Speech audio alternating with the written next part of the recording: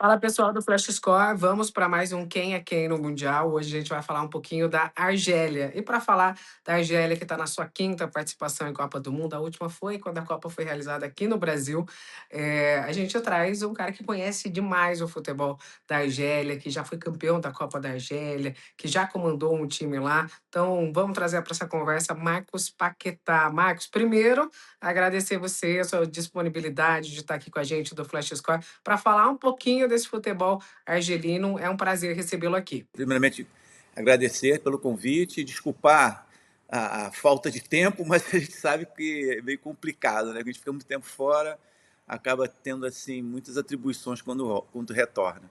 Mas vamos lá, vamos falar um pouco do futebol da Argélia. Vamos lá, imagina, não se preocupe aí, a gente entende como que é a rotina. Bom, o Marcos veio há pouco tempo da Argélia, comandava um time lá, e a gente queria entender um pouquinho como que é o estilo de jogo do futebol argelino, né? Aquele que fica mais na defesa, que vai para o ataque, ainda mais você como técnico, né? Que foi para lá, não sei se consegue inserir também as características do Brasil naquele futebol, mas como que é o futebol de lá que você olha e fala, esse futebol é muito característico da Argélia. O futebol argelino ele é um futebol muito dinâmico, de muitas transições, jogadores rápidos, habilidosos, que são jogadores que vêm realmente da rua, vêm assim com pouca formação tática, mas com muita qualidade nata, técnica. E isso, ao tempo, foi moldando, né? E a demanda dos jogos lá é muito, muito difícil, é uma competição muito difícil, porque você joga em gramas sintéticas de diferentes tipos, né? Joga em gramados também não muito bons, mas que a federação tem investido bastante, tem assim, se organizado no sentido de levar treinadores internacionais, né, treinadores com um nível muito bom, e acho que o processo tem dado certo. Essa temporada, o Vladimir, que chegou há pouco tempo, não conhecia muito, ele fez uma reunião com todos os treinadores, isso foi uma coisa muito legal, ele pôde ouvir. Ele aproximou uma coisa, ele era muito importante, que a identificação do povo com a seleção não tinha, em função de todos os jogadores, a grande maioria, ser jogadores que moravam fora do país. E esse ano não, essa temporada ele conseguiu, pelo menos, dar oportunidade a uma grande maioria de jogadores e conseguiu captar jogadores assim de muito boa qualidade, jogadores jovens até. Olha que legal, e é legal você falar isso da chegada do Vladimir, que é o técnico aí, da seleção da Argélia, e essa aproximação, porque uma das perguntas era isso, é como que o país vive o futebol. Aqui a gente sabe que no Brasil uma grande paixão nacional, em mundial tudo para, a gente vai acompanhar a seleção, a gente pinta a rua, calçada, veste o uniforme. Como que é na Argélia essa questão? Óbvio que no mundial, né, eu acho que deve ter um asterisco aí a mais, mas como que eles vivem o futebol e essa questão de retornar aí a uma Copa do Mundo? Aí é um povo apaixonado por futebol, é uma loucura. Quer dizer, tinha dias que eu não podia nem sair na rua, né? Então, tem uma rivalidade muito grande das cidades, né? São cidades distantes, na maioria das vezes, mas a grande concentração das equipes se dá em Argel, né?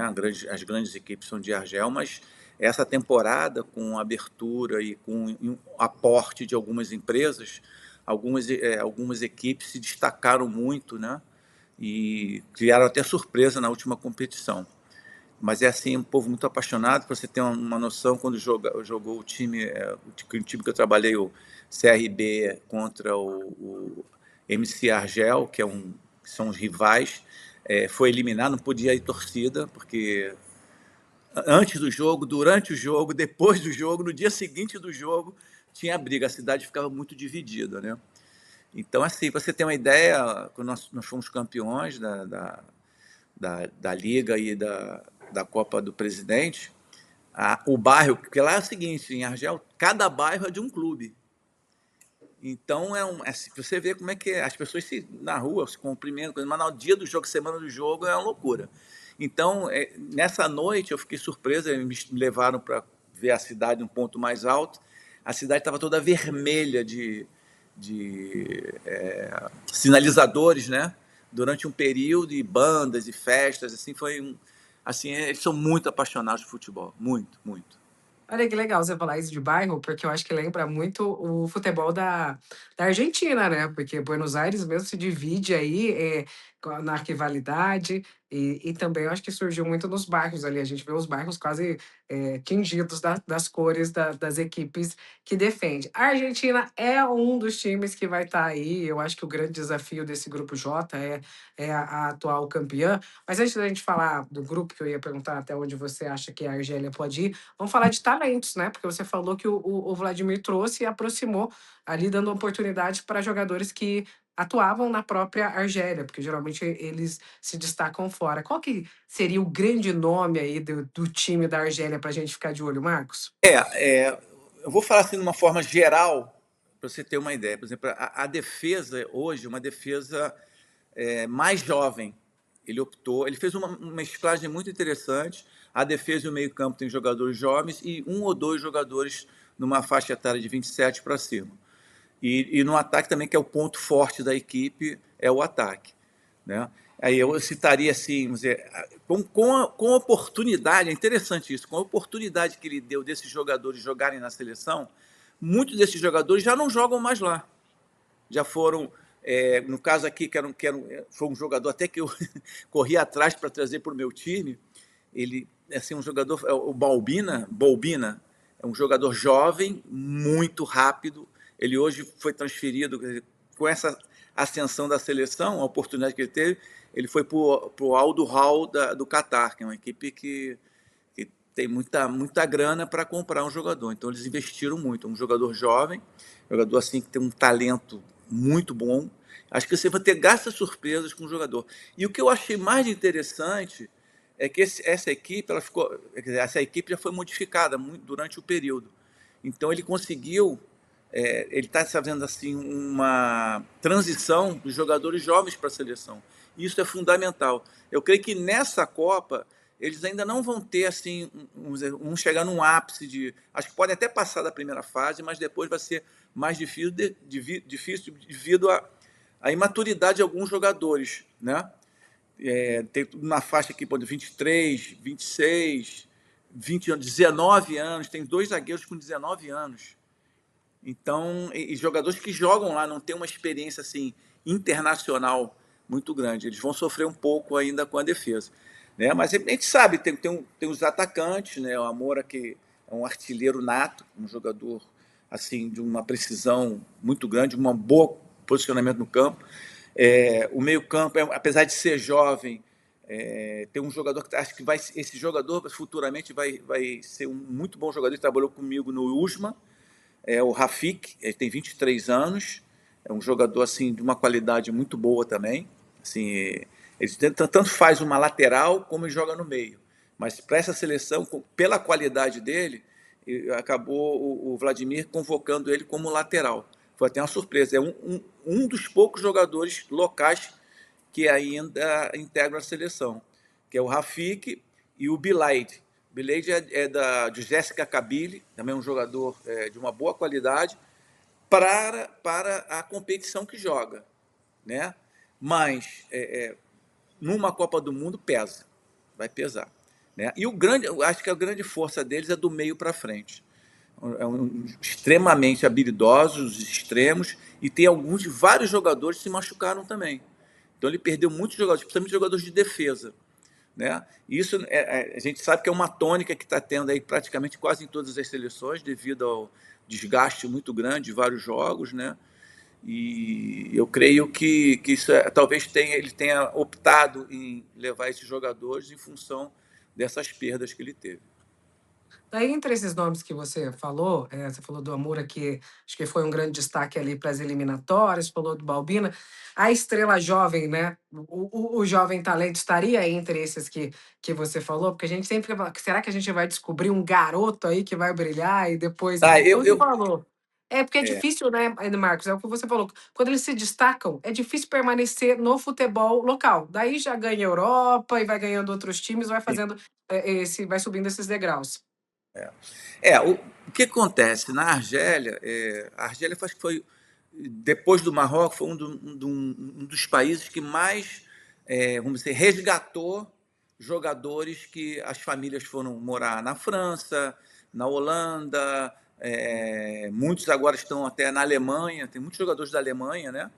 Então, esses jogadores não foram criados lá, eles foram criados fora dali, né? Então, acho que isso também eleva um pouco do nível da qualidade dos jogadores, né? Porque a gente sabe que uma competição local não é a mesma competição que você joga uma eliminatória de Champions, né? E é diferente. É como aqui no Brasil, né? Os jogadores que jogam fora acabam sendo preferidos, né, pelo treinador devido à qualidade, devido à experiência de ter jogado fora. E não é diferente lá, mas eu acho que vai ser uma grata surpresa. Quer dizer, eu aposto aqui, tem o Riad, que tem um jogador de 34 anos, que é um jogador que ele ali vai ser como vai ser o Neymar hoje aqui para a nossa seleção, é um jogador que vai estar ali, né, organizando, dando experiência. O Ibrahim, acho que esse jogador, sim, eu creio que possa ser uma surpresa. O Ibrahim Lamad, que é do Bayer Leverkusen, é um jogador assim, eu não conhecia porque ele não foi em muitas convocações, só nessa reta final que ele começou, que eles descobriram ele, e ele começou um destaque muito grande, inclusive no Bayern, né? Passou a ser um grande destaque. O Amor, como eu te falei, é um jogador que faz muito gol, 19 gols em 42 partidas, não é para qualquer um, né? Tem o Amine Gori, que também é um jogador. Todos esses jogadores que eu estou falando são do meio para frente, são jogadores de qualidade, que jogam pela extrema, se movimentam muito, né? Agora, resta saber como é que vai ser essa experiência quando iniciar a competição e jogando direto contra uma Argentina. Mas tem um detalhe legal, Eliane, um detalhe muito interessante. O jogador argelino, ele não abaixa a cabeça. Ele, acho que talvez pela formação do país, né, um país sempre que lutou muito por democracia, conseguiu se libertar, né, e isso cria um clima assim, né, tu percebe os jogadores são muito assim valentes, muito aguerridos, né, eles não se doam assim para dor, para nada, são jogadores muito que querem demonstrar, né, e têm uma capacidade assim, de raça, de determinação muito grande. Eu fiquei até surpreso com esse aspecto assim interessante da equipe. Agora tem o mental, né? O mental pesa, né? Você vai olhar do outro lado uma Argentina de cara, né? Se bem que a Argentina ultimamente tem estreado mal, né? Vamos aguardar que isso aconteça. Se a gente pensar na última Copa do Mundo, você lembra, na fase de grupos, acabou derrapando contra uma Arábia Saudita, e daí muita gente questionava se a Argentina pode ser aí um fator. Mas estava falando da defesa, né? Então, uma defesa um pouquinho mais frágil, se fosse separar por um setor, né? Eu não Do que o digo meio de campo frágil, e ataque. eu não digo frágil, é uma Tá, defesa pouco experiente para jogar uma Copa do Mundo. tá. Jogadores de qualidade, são jogadores de qualidade. Por exemplo, tem joga no Jéssica Cabilha, o jogador, ele é muito bom jogador. Como eu falei, né? É um bom jogador, porém, não sei como é que vai ser essa reação dele jogando uma Copa do Mundo, né? A cabecinha dele, como é que vai ser. Agora, vamos aguardar e ver, né? E o que ocorre também. Tem o Acharaf também, que eu esqueci dele, jogou no Usma também. Joga no Usma, esses são os três que jogam na rede local. É um lateral esquerdo, ele joga de zagueiro e lateral esquerdo. Então você vê que o Vladimir optou jogadores com características ofensivas até, né? E um detalhe, jogadores rápidos. Isso aí, eu creio dentro da minha cabeça que ele vai jogar numa forma de contra-ataque muito rápido e com jogadores individualmente são de muito boa qualidade, muito boa qualidade. Um meio-campo forte, que são jovens, vão correr, vão marcar, vão se doar muito, né? E um ataque que tem uma experiência, né? Tem jogadores com qualidade, com experiência internacional que podem aí surpreender. Bom, então agora para a gente fechar, Max, me fala, você falou, eu acho que passa ali da fase de grupos, que tem Áustria e Jordânia. Você acha que o caminho da Argélia passa chega até o mata-mata, então? Eu tenho uma tese, quer dizer, até assim, não é muito legal para a Copa do Mundo, porque vão acontecer coisas incríveis nessa Copa, vocês vão ver. É uma Copa que não é só os dois primeiros que se classificam, tem os terceiros. Sim. E E pela logística da tabela, algumas equipes vão ficar esperando o resultado, né? Isso pode ocorrer de termos aqueles jogos que eu não ataco, você não ataca, e vamos ficar nós dois, vamos classificar os dois. Entendeu? Eu acho que pode acontecer isso. Acho que talvez a FIFA não tenha pensado nisso por tamanha a mudança que houve. A mudança não só de número de equipes, mas mudança nas regras também. Isso vai impactar bastante. Acho que os treinadores vão ter que assim criar alguns artifícios, né, para tirar proveito da regra, logicamente, né, e também pensar nessas fases classificatórias, né? Que aí você não se desgasta por uma fase de mata-mata, vamos dizer, entendeu? Então acho que nós vamos ter aí jogos como nunca vimos antes, né? Vamos Mas torcer é para que intere tudo dê certo. e é interessante a gente pensar nisso que você colocou, porque é isso, é jogar com o manual embaixo do braço. Então é pensar nas fases que você tem e fazer: "Olha, eu preciso chegar aqui para me classificar, olhando na tabela e olhando o desafio que eu tenho pela frente, eu posso, poupar, mas enfim, ir atrás apenas do resultado que eu preciso". E aí, agora sim, para fechar, já que tem uma ligação com a Argélia, você vai ver jogadores que você conhece no campo também. Coração vai ficar dividido ou não é só Brasil e torcer para que eles apresentem o melhor também? Não, né? Eu torço, eu torço. Eu gosto muito do país, gosto das pessoas, fiz amizades muito boas lá. A todo momento me ligam para retornar, para voltar, mas para mim nesse momento é difícil, né? Como nós conversamos, ainda tô tentando finalizar aqui a minha pós-graduação para ver se termino definitivamente. E, e eu tô sempre assim, torcendo, eles me ligam, né? Tem até engraçado que trabalhei no Marrocos também, e os amigos marroquinos me ligam: olha, primeiro jogo não vai ser fácil não, hein? Aí ficam mexendo comigo, me ligam quase todo dia aqui para me irritar um pouco. Mas eu falei com ele: depois do jogo, vamos ver se vocês vão estar com esse sorriso todo. Vou Acho que vamos torcer para torcer. você estar sorrindo, hein, no jogo aí Pois contra é, o pois é. Principalmente que o primeiro jogo contra a Argentina, né? A gente já tira logo um de.